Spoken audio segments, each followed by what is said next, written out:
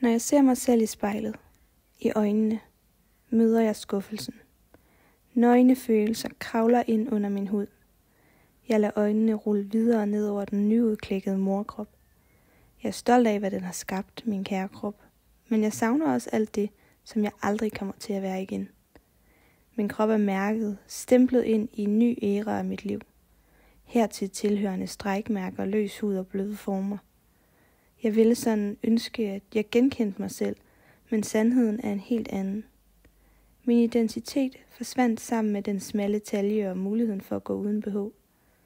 Hvis bare det var kroppen, som ændrede udtryk, men mine hormoner kaster mig rundt i manegen. Hvem er jeg i grunden egentlig nu? Jeg tillader mig selv at hæfte mig fast i morrollen, som et anker, så min sjæl ikke løber ud, sammen med væsken, der langsomt forlader min krop. Jeg er træt. Træt af at skulle forholde mig til mig selv. Hvorfor kan jeg ikke bare være? Jeg higer efter at komme tilbage til noget genkendeligt, men hvad er det i grunden, jeg leder efter? For jeg bliver aldrig teenager, uovervindelig og frygtløs igen. Jeg har taget små dele af mit hjerte, sat det sammen med min livspartner og sammensmeltet, skabt og kreeret de smukkeste små sjæle.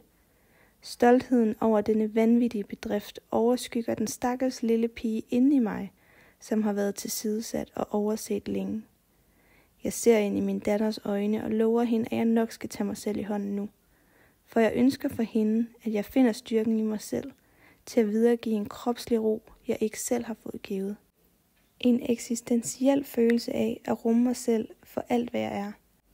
Også det, jeg ikke ved, hvad er endnu.